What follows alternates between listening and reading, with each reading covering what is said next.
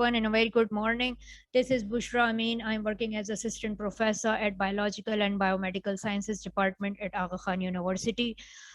Today, we are going to talk about protein metabolism.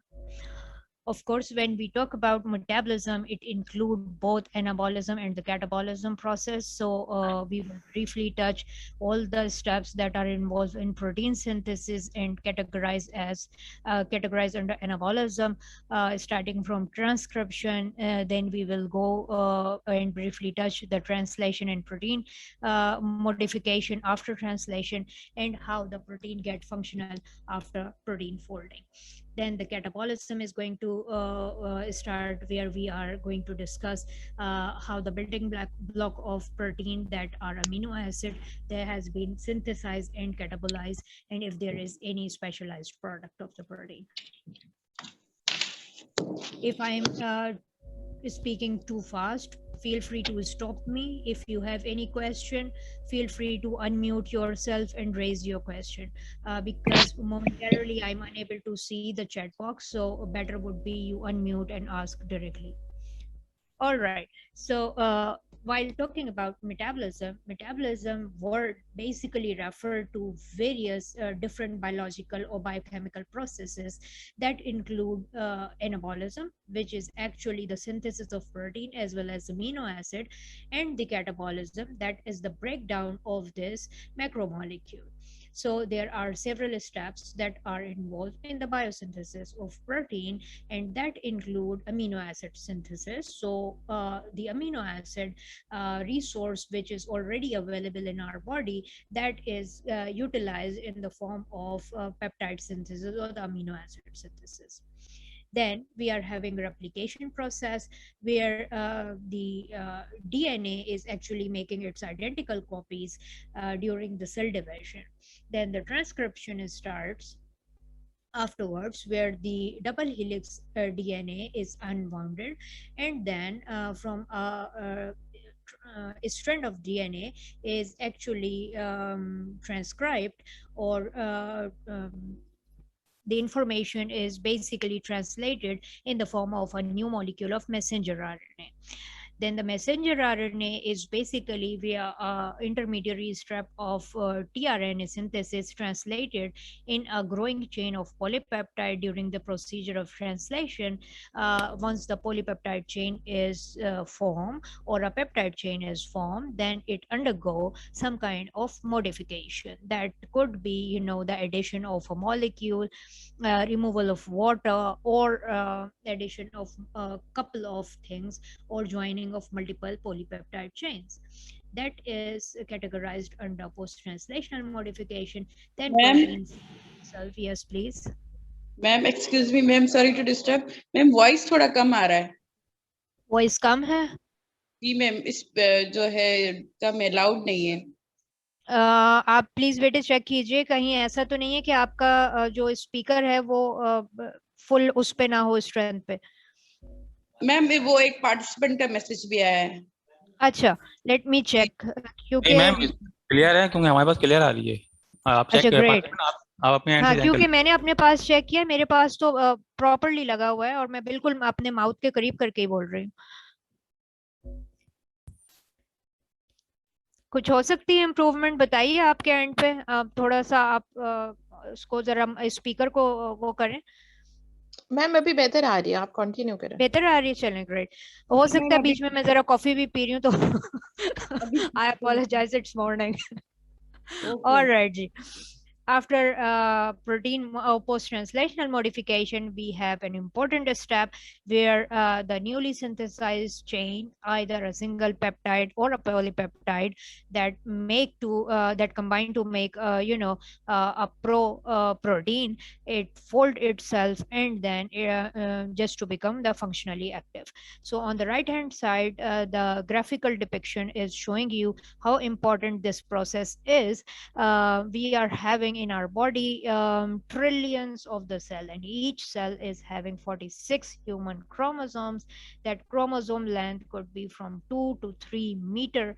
The length of the DNA could be from 2 to 3 meters, and this DNA is basically going to have more than 3 billions of the bases that are the ATGC bases. Once we are these bases are going to have more than 80,000 gene codon, can you expect that if we are having 80,000 gene codes, then how much protein they are going to synthesize that are essential to perform all life function? Anybody has the idea that what is a rough estimate how many total proteins a human body is having?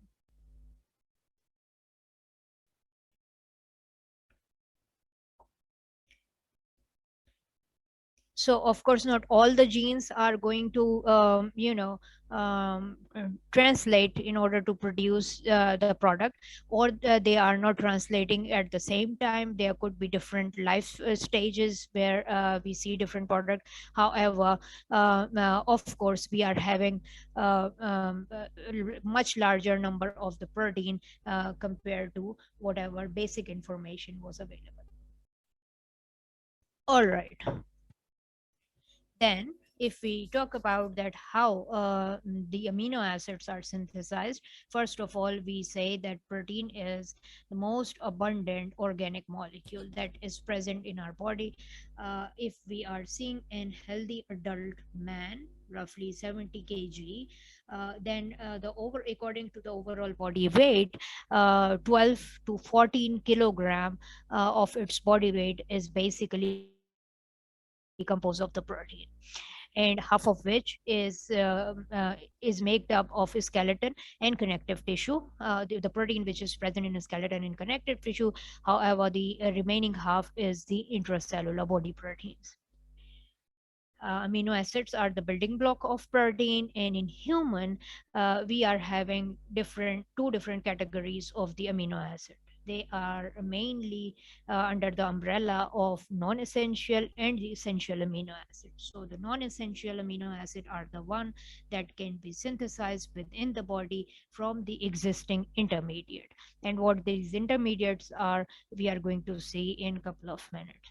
However, the essential one, as the name represents, that they must be ingested or taken from an outer source inside the human body. So either by eating different veggies, fruits, or different organisms. Any questions so far? No, ma'am. All right, great. So talking about the essential and non-essential amino acid, as we said that non-essential are synthesized from the existing intermediate. And what are these amino acid which are essential or the non-essential? It is given on the right hand side in the small tabular format. Then the essential one, as we are consuming it from the external source, once these either the essential or the non-essential amino acid, once they join together through a covalent linkage, which is known as peptide bond, they create or make a polypeptide chain. This polypeptide chain undergo a series of different type of modification, and then they can further join together in order to make a functional bioactive protein. Here I'm giving you different pathways for a series of amino acids that are synthesized or not synthesized within the human body. So on the left hand side you see glycine and alanine that are synthesized from serine and tetrahydrofolate in the human body, where alanine is synthesized from pyruvate. However, valine till methionine, where we are having a symbol associated with this symbol is basically representing that these are essential amino acid which are not synthesized within the human body. However, here I am showing you the pathway that is taken from different source organism or the origin, where it is synthesized via this pathway. So proline we are having within the human body, which is formed from the glutamic acid that is converted into glutamic 5-semi-aldehyde that ultimately converted into proline. However, again, the same thing, phenylalanine and tryptophan that are essential amino acid and are not synthesized within the human body. tyrosine and serine are among the non-essential one and are synthesized through the mentioned pathways written here, and so on. These are a few more. At the end, you can see that this symbol represent that which amino acid can be synthesized within the human body and which cannot. And we are also mentioning here within the bracket all the enzymes that are essential or involved in the synthesis of these amino acids. Now, talking about other than amino acid, how the polypeptide or the protein biosynthesis happen within the human body. So, if we see how the transcription process happen, then this is the process by which the information within the DNA strand is actually translated or copied into a new messenger RNA. And the enzyme which is responsible for this is basically the RNA polymerase. RNA polymerase binds to the promoter region in the transcribing strand or the active strand and start to read the information that is present in the DNA strand, but the direction is 3 prime to 5 prime. However, the new mRNA, which is being synthesized, the direction of its synthesis is going to be 5 prime to 3 prime. Clear? And once the RNA polymerase reaching to a very specific sequence that is that actually gives you the message that now the sequence should be terminate. So this sequence is basically known as a stop sequence or the terminator sequence. Once the RNA polymerase reaches over here, it detaches from the DNA template, and ultimately the mRNA sequence, the synthesis of new mRNA sequence is also stopped. This process is highly regulated, and we are having several transcription factor that are critically regulating the whole process. Talking about translation, where ribosomes playing a vital role to convert the information present in messenger RNA sequence into the amino acid sequence. So messenger RNA sequence contains codon. What is codon? It's a combination of 3 nucleotide long segment that code for a specific amino acid. These amino acid can be coded by more than one codon, so it could be multiple codon for the same amino acid. However, ribosomes are unable to attach amino acid directly from mRNA, so they definitely need an intermediary transfer RNA or tRNA molecule. This is also a regulated process, and there are microRNA that are down regulating the formation of amino acid. However, there is elongation eukaryotic initiation factor 2 that is regulating or initiating the translation process, and it binds to the smaller subunit of ribosome. Once the amino acids are joined via covalent linkage that is called peptide bond, they are making polypeptide chains. So here we are showing the pictorial depiction that how the information in the DNA is basically transcribing to an mRNA transcript, and mRNA from mRNA we are having a peptide chain via an intermediary step of transfer RNA. Then certain modification after the translation step are happening to the newly synthesized polypeptide chain in order to make it biologically functional. So there are certain common biological method that are modifying the newly synthesized peptide chain, and that include methylation. As name represent, methylation is basically the addition of methyl group, and where this methyl group is added, it is adding to the side chain of lysine or the arginine. And once the methylation occur, then it is reducing the ability of polypeptide to form new hydrogen bonds, because of course the sites for making a new hydrogen bond has already been occupied due to this modification.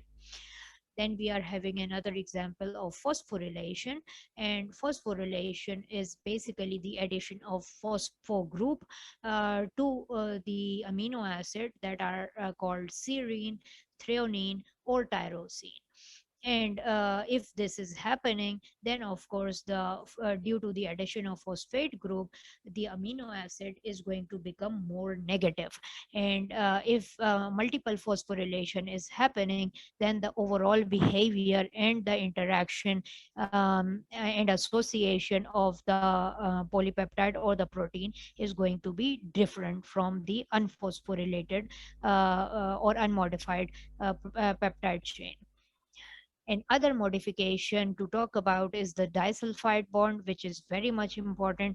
Disulfide bond is actually creating the covalent bond in between the two cysteine amino acids. So suppose that in a very long chain we are having two cysteine amino acid that are apart from each other, and due to the formation of disulfide bond, this is facilitating to fold the polypeptide chain and make it more stable by the covalent linkages. So this is helping the protein to make secondary, tertiary, and quaternary structures. So protein folding, of course, once it is present, the polypeptide chain is present within the cell, within a cell, then it cannot be a linear format. So it is a very long chain, and it cannot retain itself branched or a linear format. Thus it must be branched or folded itself so that it can be more stabilized. Otherwise it will be taken up by the proteases and various other cellular system to clear out from the cellular lumen. So if the amino acid contains several R group or the side chains, and these different R groups or the side chain have different properties, so definitely combination of different side groups or the R groups are going to have different folding abilities or the properties. Suppose that the cell is present in a hydrophilic environment, meaning the environment that likes to be in that is rich in water and having the molecule that likes to be present within the aqueous solution. For example, cytosolic environment. So if a protein is present in a cytosol, all of the hydrophobic amino acid are going to concentrate towards core. Because they don't like to be to have the interaction with the aqueous solution.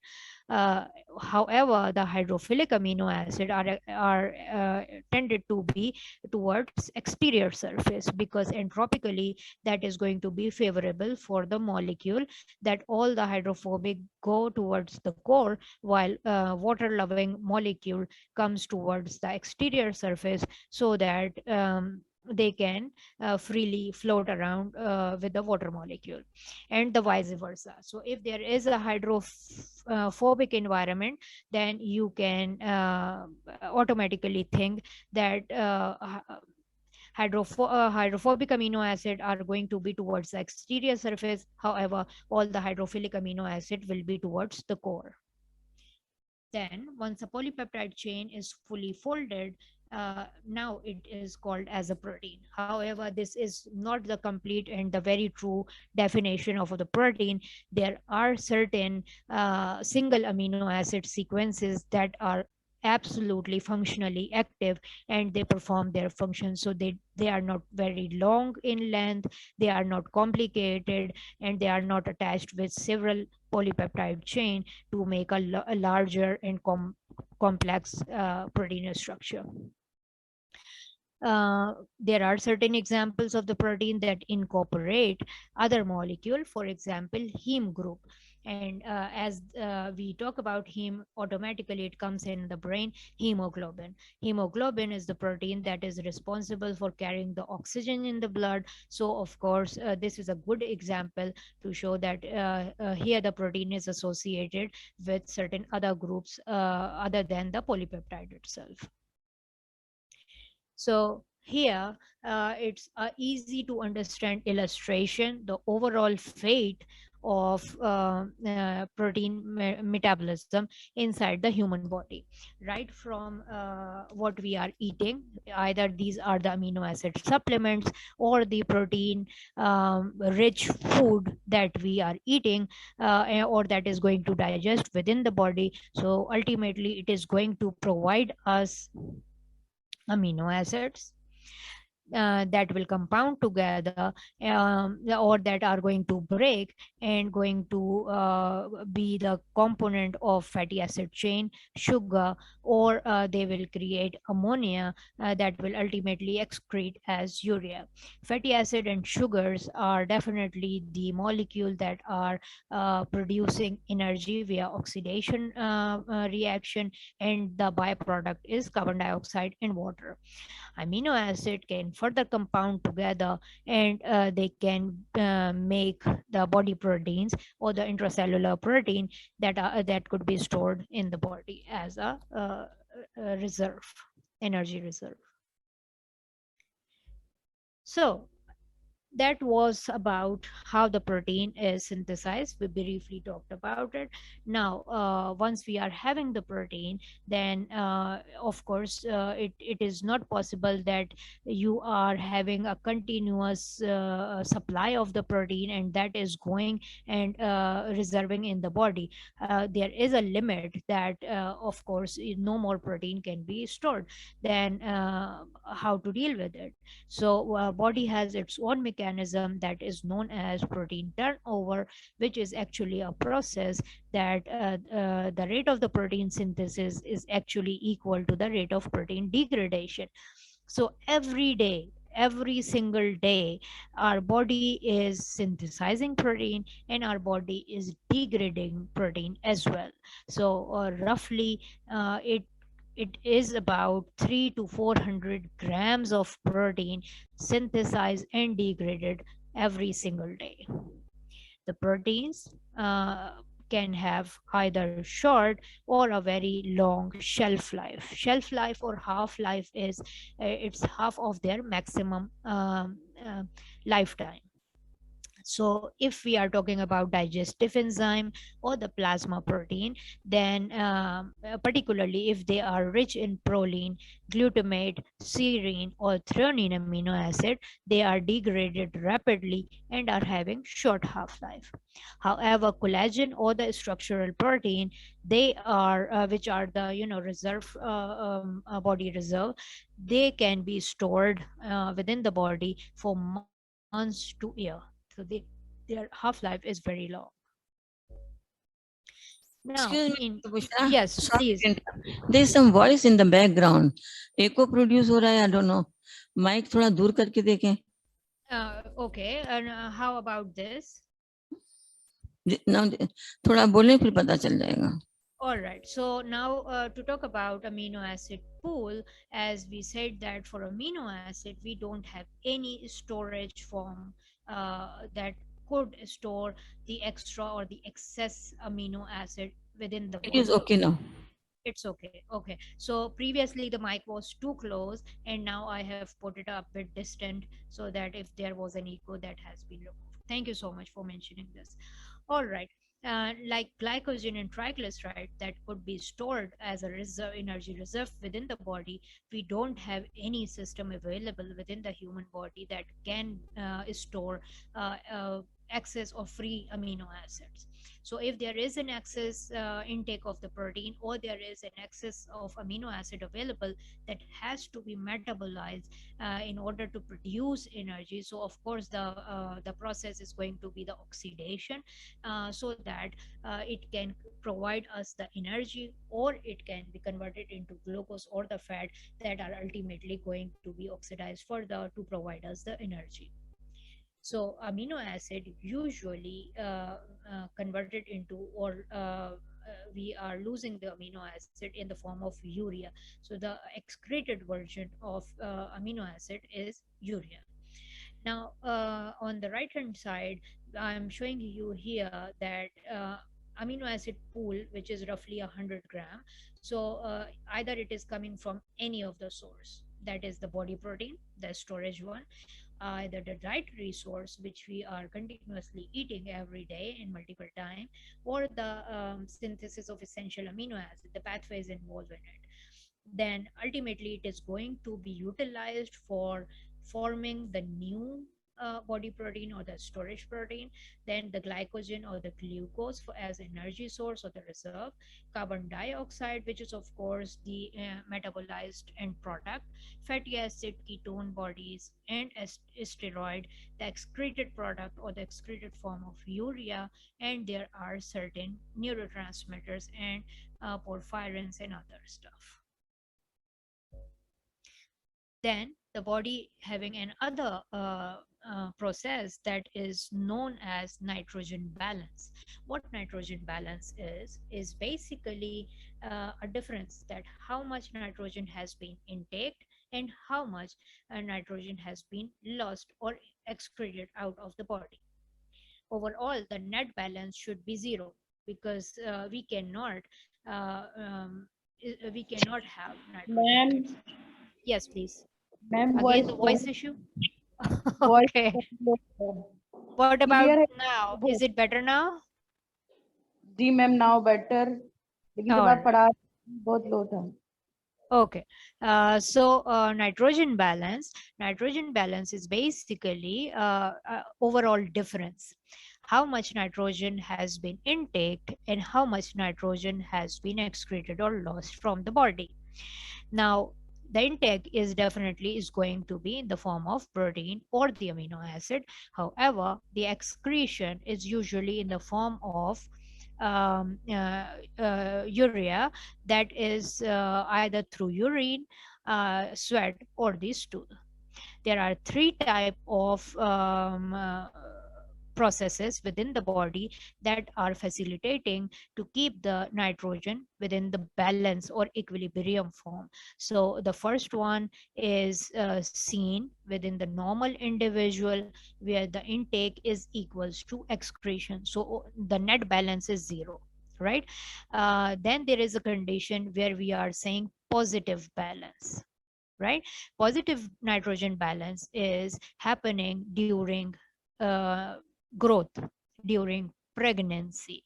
So there is more intake of nitrogen in the form of protein or the amino acid. However, the excretion or the loss is less, because body need to consume more, right? So during the adolescent or during pregnancy, this phenomenon is very much observable, that is known as positive nitrogen balance.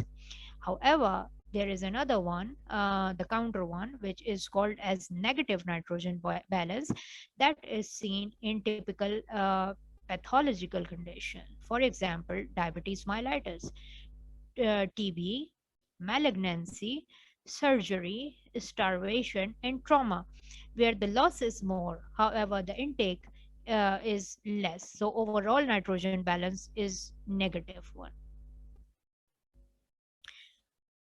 There are certain processes that are,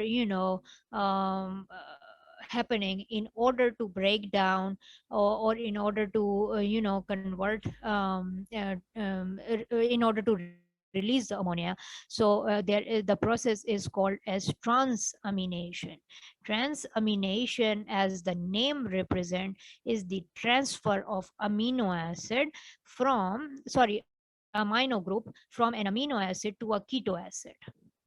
So for example, we are showing here that if we are having glutamate that have NH3, the amino group, and if we are having a keto acid that is the side chain R and a carboxylic and double bonded carbon structure, then there is a transfer of this NH3 group from glutamate to alpha keto acid that is making the alpha amino acid. So now the building block of protein is available for either synthesis and further processing, and we are having alpha ketoglutarate, so we that is devoid of amino group.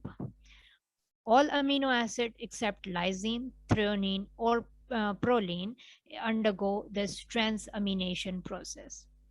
And usually there are three keto acids that are involved in this, and this keto acid is alpha ketoglutarate, alpha keto or the keto acid of aspartate, and the keto acid of alanine, that are involved in the transfer of amino group from these three amino acid towards the formation of new amino acid. This transamination is happening within the cytoplasm of various different peripheral organ that include liver, kidney, heart, skeletal muscle, as well as the major central nervous system organ, that is the brain. These reactions are reversible, of course, and can be catalyzed or are actually catalyzed by the enzyme that is known as aminotransferase or the transaminase. So much easier is through the process of the name. So transamination, the enzyme involved in it is transaminases. Or if you actually know that what is happening in the transamination is the transfer of amino group, then you can also remember the name of the enzyme, aminotransferases. It need a pyridoxal phosphate as a coenzyme. Pyridoxal phosphate, what it is doing, basically acting as a carrier, that it carry NH2 group temporarily, and then it is transferring this from an amino acid it takes it from an amino acid and then give it to another one for the formation of new amino acid, or it give it to keto acid as well. Why we need this process? What is the biological significance of transamination? Is basically funneling NH2 group from different amino acid and among alpha ketoglutarate. Alpha ketoglutamate is basically the major amino acid that is undergoing oxidative deamination. Oxidative deamination is the process that liberate free ammonia so that it could be converted into urea. Free ammonia could be very much dangerous for the body, thus it has to be excreted out of the body. So oxidative deamination is the major phenomenon or the vital process that liberate the free ammonia, and that could be converted into urea. Now the biosynthesis of non-essential amino acid NEAA by the addition of NH2 group, they also correspond to keto acid or the carbon skeleton, thus equalize the quantity of non-essential amino acid. It also provides a link between carbohydrate, protein, and the fat metabolism, so that keto acid that is now generated, that can that is now generated through transamination, is can be used towards other metabolic cycles. Is it clear so far? All right. So then we are having deamination. So deamination is actually again the similar process, that is the removal of amine group. So in transamination there was transfer of amino group, and in deamination amination there is a removal of amine group from amino acid in the form of ammonia, so that and also the simultaneous formation of the keto group. Now where this is happening, the transamination was happening in the cytoplasm, whereas the deamination is happening within the mitochondria of liver and kidney. and it is also observed in the heart and skeletal muscle. There could be two types of deamination, that could be oxidative or the non-oxidative version. So if we talk about oxidative deamination, that is a process of oxidation in which an amino acid is basically converting into the keto acids. And what is happening is by the removal of amine functional group as ammonia. This ammonia ultimately goes into the urea cycle, and there are certain enzymes that are catalyzing this process, that is amino acid oxidase, that could be either L or the D, and glutamate dehydrogenase. So any of the three enzyme is basically converting or involved in the oxidation process for the formation of keto acid and the removal of amine functional group as ammonia. This oxidative deamination primarily occur on glutamate, because glutamate is the end product of many transamination reaction. So both of the processes are actually associated.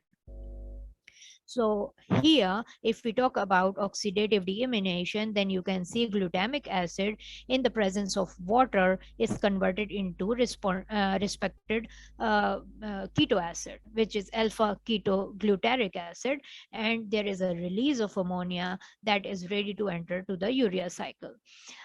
During the process, NAD is converting into NADH plus hydride ion.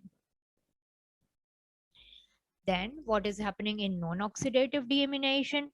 Again, there will be the removal of NH2 group, but this removal is happening from certain amino acid that are serine or either homoserine or threonine.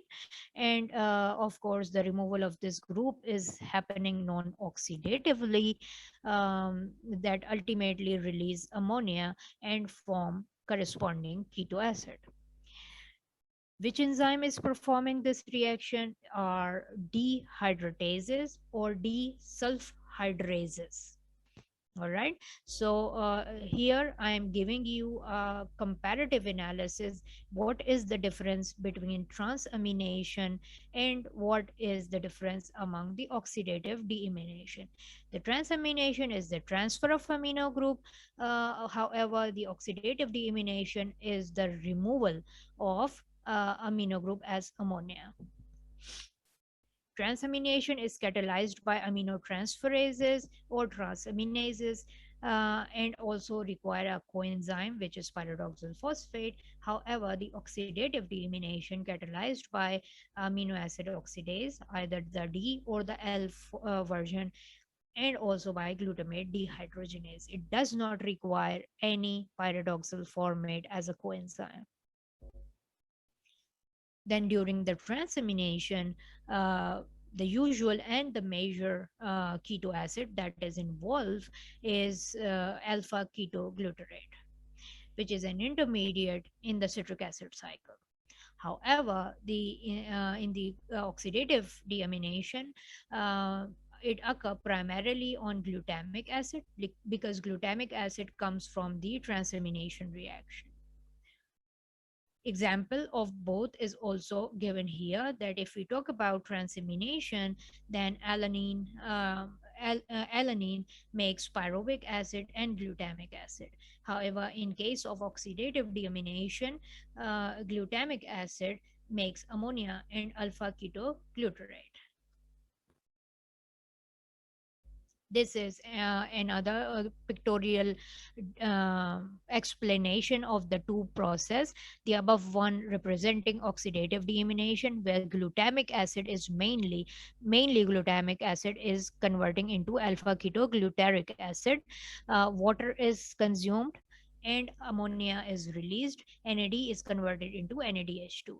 However, during transamination process, which is the below one, starting from the left, any amino acid can undergo transamination process and the end product is keto acid. Right? All right. Now, how to metabolize ammonia? What are the sources? The sources for the ammonia, it is generated either from the deamination of amino acid, which we just saw, or the glutamine by glutaminase enzyme in the kidney. Catabolism of bases, DNA bases, purine, pyrimidine, is also a source of ammonia generation. Then bacterial degradation of urea into the ammonia. This is happening intestinal lumen action of bacterial urease. So the enzyme involved is bacterial urease that degrade bacteria and convert or produce ammonia. Now, how we can dispose of ammonia? Of course, this is going to enter urea cycle where it is excreted or going to excrete within the urine. Then we are having the excretion as NH4 ion as well. Then we are having the glutamate formation within the liver where ammonia is added to alpha keto acid and form the amino acid glutamate. Formation of glutamine in liver, kidney, or muscle is another metabolic process in order to dispose of ammonia. Glutamine is temporarily non-toxic storage. So it is transport, not only the temporary non-toxic storage, but also the transport of ammonia, which is then added with the glutamate to form glutamine. Now, what is this ammonia intoxication process that is happening within the liver? So the toxicity is basically going to cause hyperammonemia.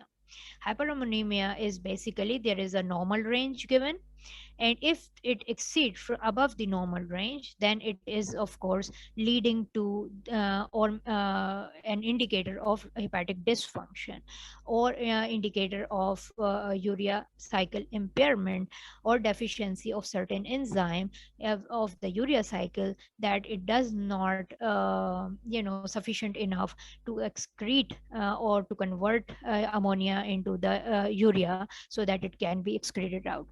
Brain is highly affected due to this abnormal activity or the pathological process. So in excess of ammonia, neurons, the ammonia within the neurons is converted into alpha ketoglutarate.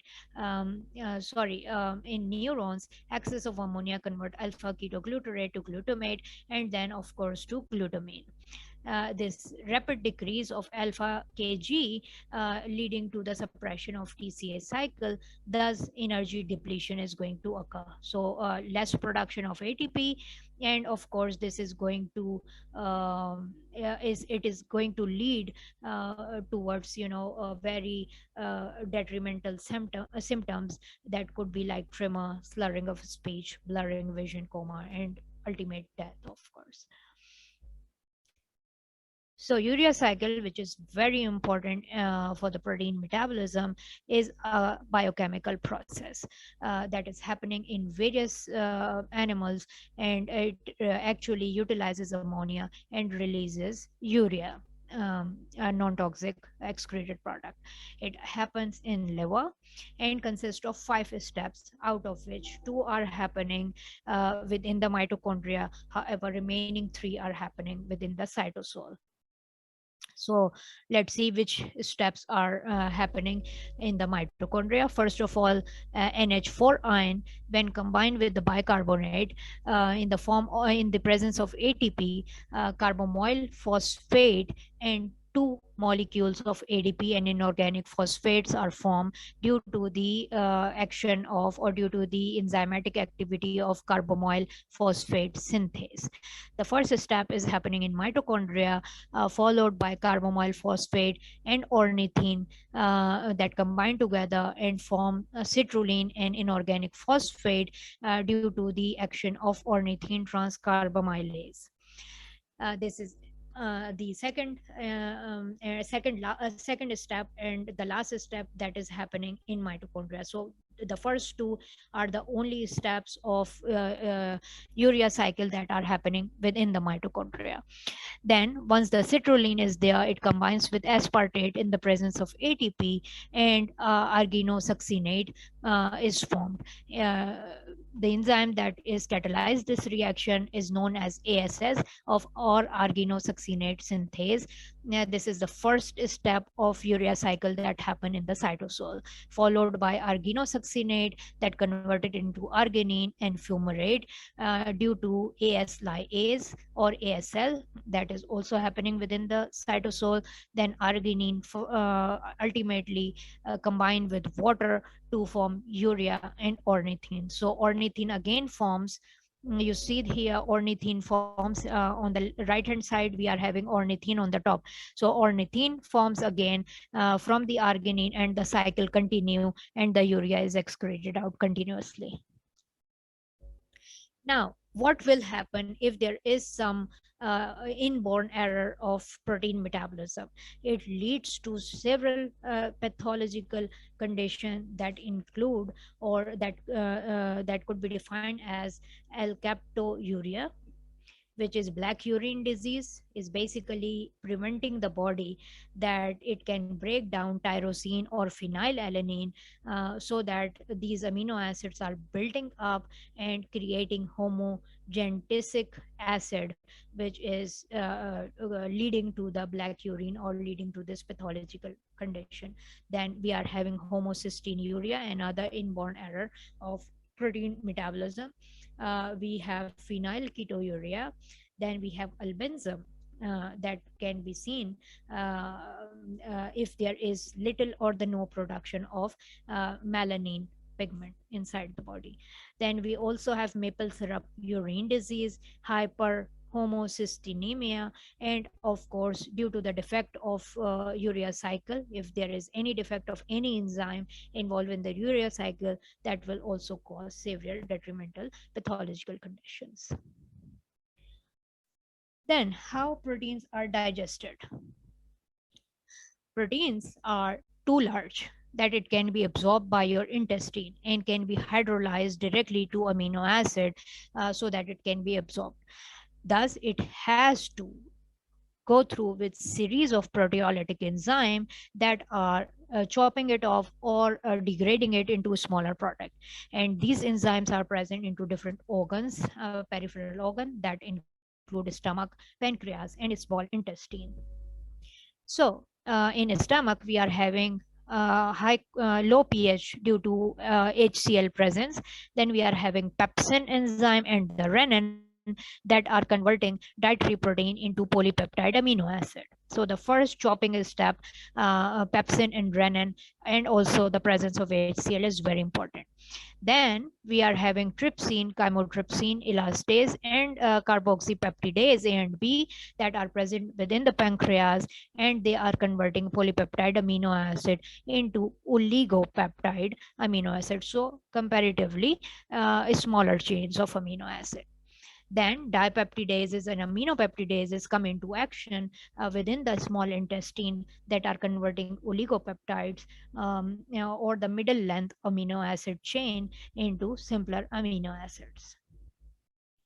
So as we talk about that proteins are degraded by different enzymes that are mainly categorized as endopeptidases or the exopeptidases. What are endopeptidases? Basically, these are the enzyme that degrade the peptide bond by the addition of water.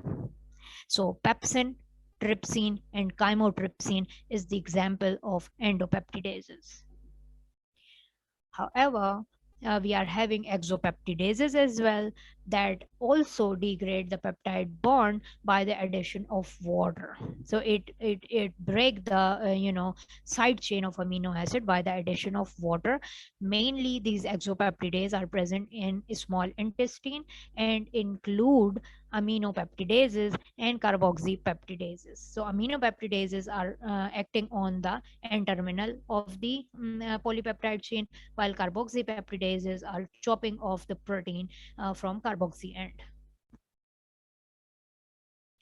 Then there are certain external factors that are known as environmental changes that also help protein to catabolize. For example, pH. If there is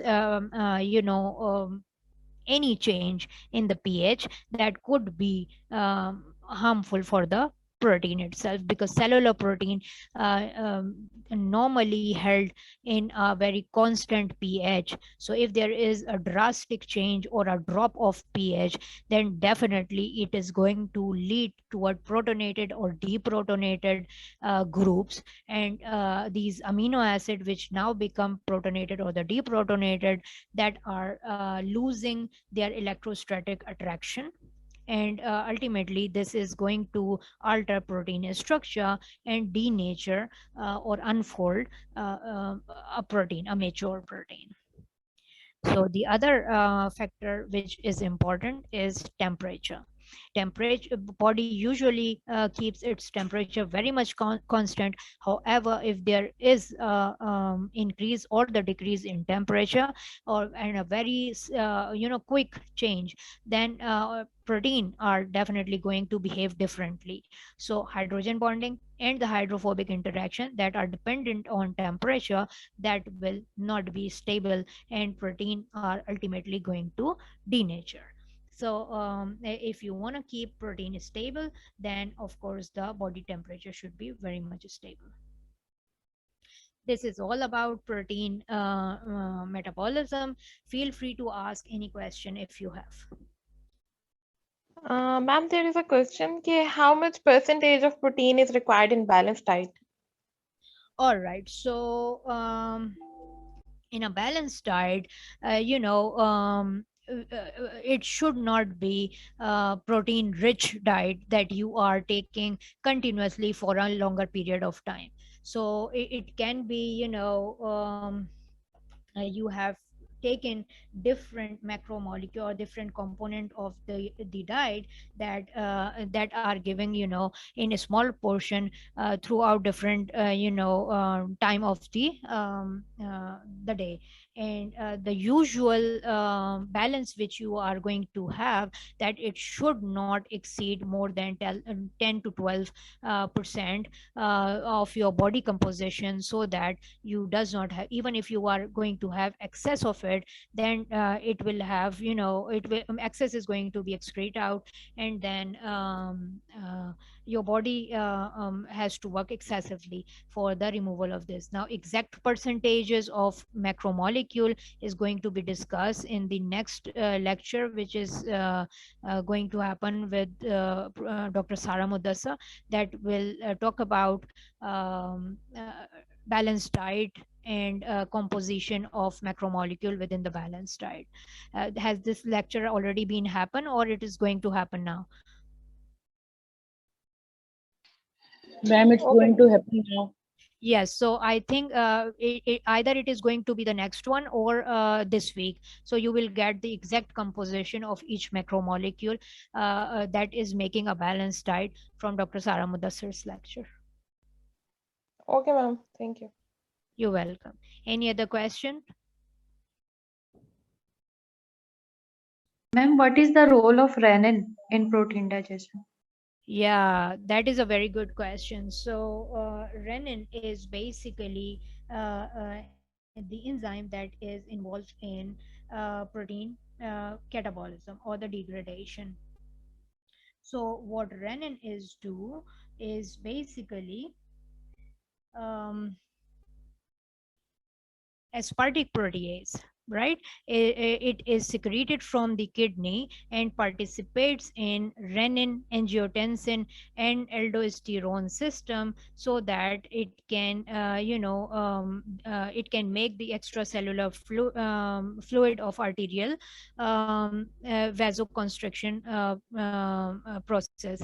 Moreover, it is involved in the formation of angiotensin in the blood and the tissue as well. Now, if we talk about the role of renin in protein metabolism,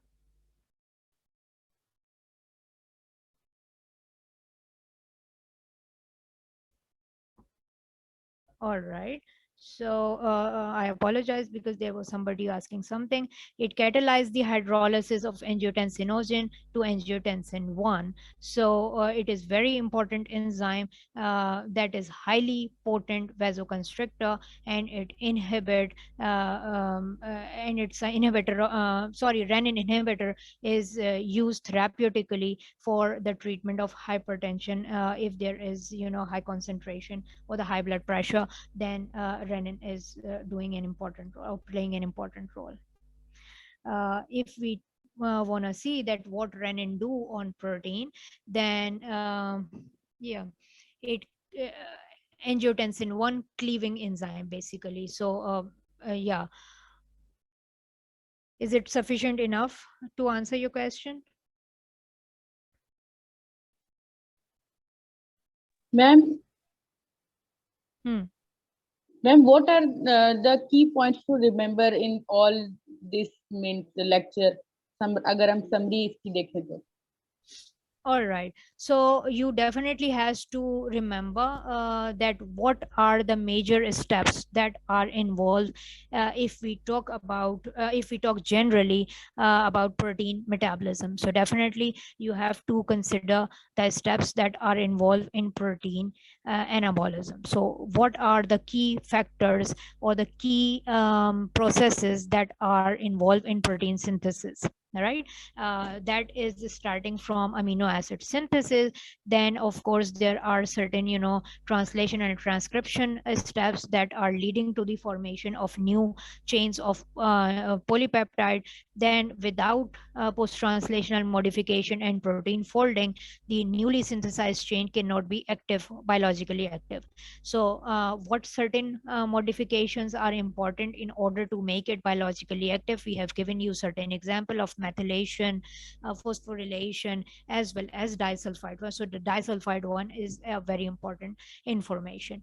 Then if we talk about catabolism, then what steps are involved that are key points in order to break down the protein into its building block, or if there is now the building blocks, then how these building block, because they cannot be stored within the body, then how these building block are further converted either by the transfer or the removal of amino group, so that ultimately we are having the release of ammonia that is converted into or enter into the urea cycle, so that urea, which is the non-toxic product of protein metabolism, is formed, and that is easy to excrete out from the body. So this is the overall summary. You can also have, this is good to know which enzymes are basically within the GIT are involved in order to metabolize the bigger structure of protein into simpler building block amino acid units. So what are endopeptidases, what are exopeptidases, if there are some inborn error that are associated, particularly the defect in the urea cycle, and also if there are certain changes with the protein metabolism, can it lead to pathological state? Yes, these are there are certain key factors. So this is the overall summary. If you want, I can also provide you this presentation in the form of PDF, uh, or I can refer you. You already know the book, so but I can also provide you the references. Sorry to interrupt, Dr. Bushra. Hello, Share- there is echo, sharing I cannot of hear you. sharing of slides and video recording is not permitted as per CPSP policy. All right, I wasn't aware of, so okay, video recording and the slides is not, but of course you can go through with the available references, the standard textbook of the biochemistry, where protein metabolism, both anabolism and catabolism, is very nicely and comprehensively explained. Okay, ma'am. Thank you so much. Ma'am Thank एक you so question है ma'am Yes, please. Ma'am ammonia का मैं मुझे पूछना था कि urea cycle का आपने कहा कि ये सिर्फ हमारे पास लिवर में होती है। दूसरा क्वेश्चन ये है कि नॉर्मली तो हमारे पास जो DCLD के पेशेंट्स होते हैं उनमें भी अमोनिया का लेवल ज्यादा होता है, तो हेपाटिक इनकेफ के साथ नॉर्मली प्रेजेंट नहीं करते, लेकिन DCLD के कुछ इस तरह के फैक्टर्स जिस तरह क्रोनिक कॉन्स्टिपेशन या मिलीना के साथ या हेमाटोमेसिस का प्रेजेंट करें, या उनको बैक्टीरियमी की कोई शिकायत हो जाए, इन्फेक्शन ज्यादा हो जाए, तब ये क्यों प्रोड्यूस होते हैं उसमें? तो मतलब इसके रिस्क फैक्टर क्या है, इनमें और कौन कौन सी चीजें शामिल होती है अमोनिया का लेवल बढ़ने में और हेपाटिक इनकेफ करवाने में? Thank you. सही। पहली चीज तो हम ये डिस्कस करते हैं कि जनाब this is only happening in the liver, so urea cycle is happening at different places, you know, where we are talking about urea cycle.